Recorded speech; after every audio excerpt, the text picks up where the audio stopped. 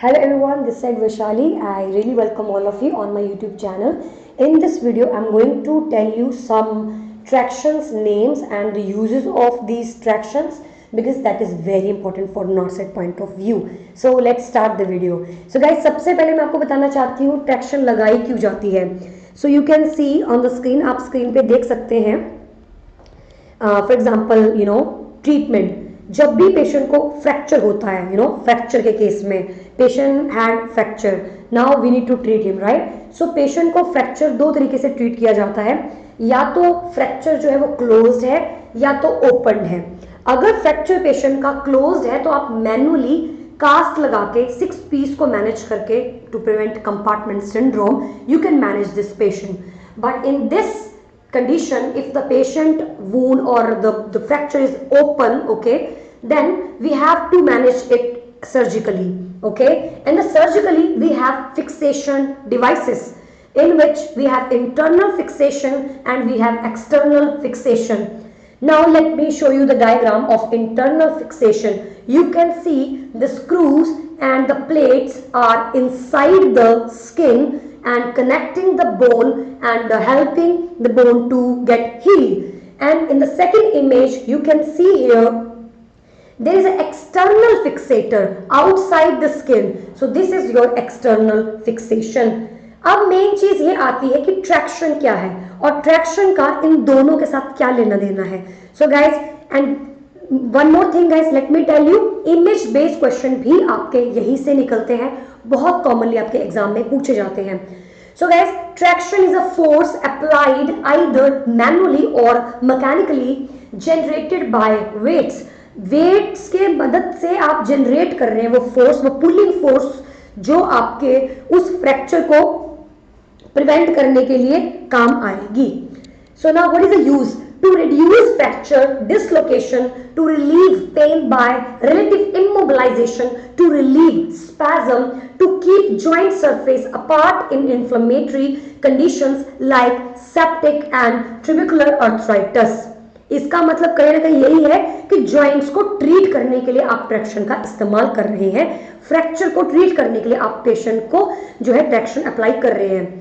Align करना है bone को विद स्टेडी पुलिंग एक्शन. एक खिंचाव आप डालना चाह रहे हैं, वो भी बिल्कुल स्टेडी, जो बिल्कुल फ्लक्चुएटिंग नहीं है, सीधा स्टेडी पुलिंग फोर्स आप पेशेंट के ऊपर अप्लाई कर रहे हैं, उस बोन के ऊपर अप्लाई कर रहे हैं ताकि उसकी अलाइनमेंट सीधी रहे और वो जल्दी से हील हो सके.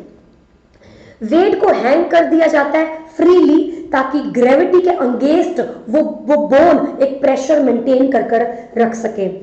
नेवर रिमूव द वेट्स, हम एकदम से वजन को नहीं रिमूव करते हैं, वापस कोलैप्स हो सकता है. And overhead trapeze bar to help with the movement. Pin care भी करनी पड़ती है क्योंकि जैसे आपने इंटरनल एक्सटर्नल फिक्सेशंस देखी तो वो पिन साइड इंफेक्शन भी पेशेंट को हो सकती है.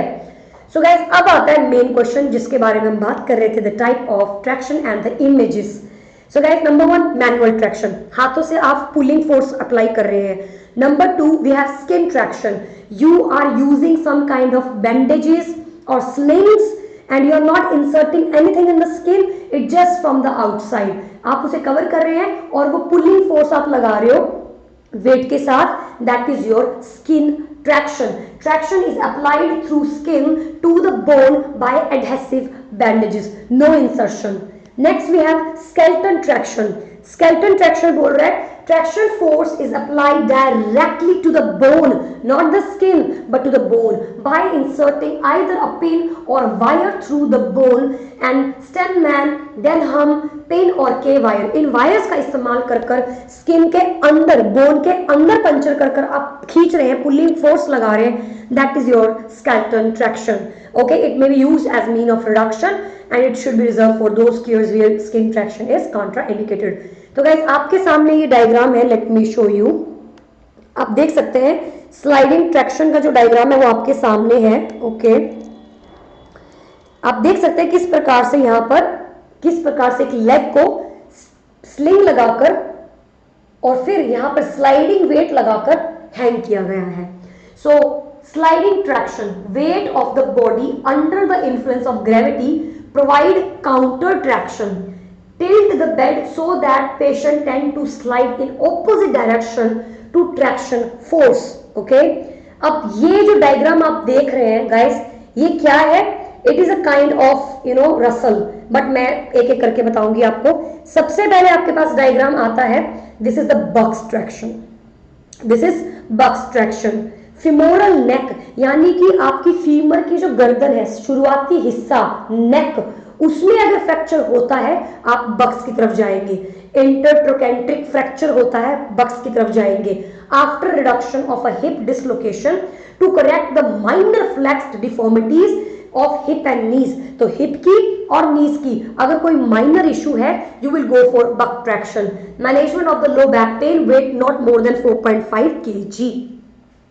अगली जो ट्रैक्शन का जो डायग्राम आप देख रहे हैं, this is your Hamilton Russell traction.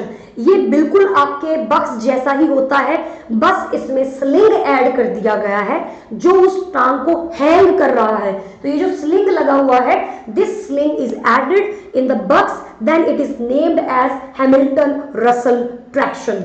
May be use in more distal femur. तो मैंने कहा कि बक्स हम यूज करते हैं फीमर के नेक के लिए, और हैमिल्टन रसल यूज करते हैं उसी फीमर के डिस्टल, दूर के हिस्से के लिए, दूर के पार्ट के लिए. Next we have Dunlop traction. So guys, ये बेसिकली बच्चों में दी जाती है अगर उनकी जो उनका जो ट्रोकेंटर है आपका, जो हमारा सुप्राकॉन्डाइल एंड ट्रांसकॉन्डाइल फ्रैक्चर अगर पेशेंट बच्चे को होता है, उन केसेस में हम ये देते हैं. आप देख सकते हैं किस प्रकार से ये दिया गया है. एल्बो को फ्लेक्स किया जाता है 45 डिग्री, एल्बो को फ्लेक्स किया जाता है. फोर आर्म स्किन, ये भी एक प्रकार की स्किन ट्रैक्शन है. आप देख सकते हैं डायग्राम को. You can also take screenshot if you want. Next guys, we have Bryant या gallows traction, most common traction जो काफी एग्जाम में पूछी जाती है. आप देख सकते हैं ये ट्रैक्शन इस्तेमाल की जाती है अगर फीमर का शाफ्ट प्रॉब्लम है. सो बक्स किस लिए यूज किया? फीमर का ऊपर का हिस्सा. देन आफ्टर आपका रसल किस लिए आपने यूज किया? हैमिल्टन रसल कब यूज किया?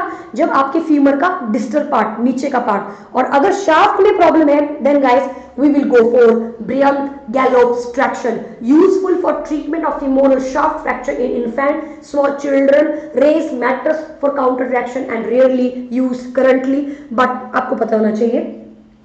Then after last we have Perkins traction. ये परकिन ट्रैक्शन आप देख सकते हैं किस हिसाब से पिन डाली गई है टिबिया के अंदर. So treatment of tibia and femur from the subtrochanter region distally. Okay, and then after these are the pins. आप देख सकते हैं डायग्राम्स के अंदर ये वो सब पिन्स हैं जिनके बारे में आपको पता होना चाहिए guys. So you should be aware of all the pins. अब चलो जल्दी से समराइज कर लेते हैं with in few seconds. You immobilise for a short period of time. To immobilise to control the moving of bone fragments to prevent the muscle spasm. We have different type of tractions. We have skin traction, we have skeleton, and we have sliding Hamilton Russell traction. Okay, buck traction आपने कब use किया? जब femur का नेक में problem था. फिर आपने Hamilton कब यूज किया? जब बक्स को स्लिंग को जोड़ दिया तो हैमिल्टन बन गया आपका, और फीमर का डिस्टल पार्ट प्रॉब्लम में था. फिर इन्फेंट में शाफ्ट में क्या यूज करते हैं? ब्रियंट यूज करते हैं शाफ्ट के लिए. तो ओके, तो ये ध्यान में रखना है. Humerus proximal double skin traction लगा सकते हैं, और सुप्राकॉन्डाइल के लिए DUN. That is your homework, you need to find it out. And contraindication guys, always make sure अगर स्किन लेसरिएटेड है, एब्रेशन है, वेरिकोस वेर है पेशेंट को, या डायबिटिक फुट है, या गैंग्रीन है, इन सब केसेस के अंदर हम नहीं यूज करते हैं tractions. So guys, I hope it is clear to everyone. Now solve MCQs as much as you can. Okay, आप जितना हो सकता है उतने MCQs को सॉल्व कर सकते हैं, ये आपको काफी बेनिफिट देंगे. सो मीनवाइल गाइस, बोलने का मतलब क्या था? मस्कुलोस्केलेटल सिस्टम के अंदर कौन कौन से टॉपिक्स पढ़ने हैं, इससे पहले वाली वीडियो में आपको वो पता लग जाएगा. इस वीडियो में हम लोगों ने डिस्कस किया ट्रैक्शन के बारे में, जो कि काफी कॉमनली नॉर्सेट 8 के अंदर पूछते हैं, इमेज दे के पूछते हैं, या डायरेक्ट क्वेश्चन भी आप पार्ट ए में आप देख सकते हैं, और questions related to tractions. So thank you so much and bye bye.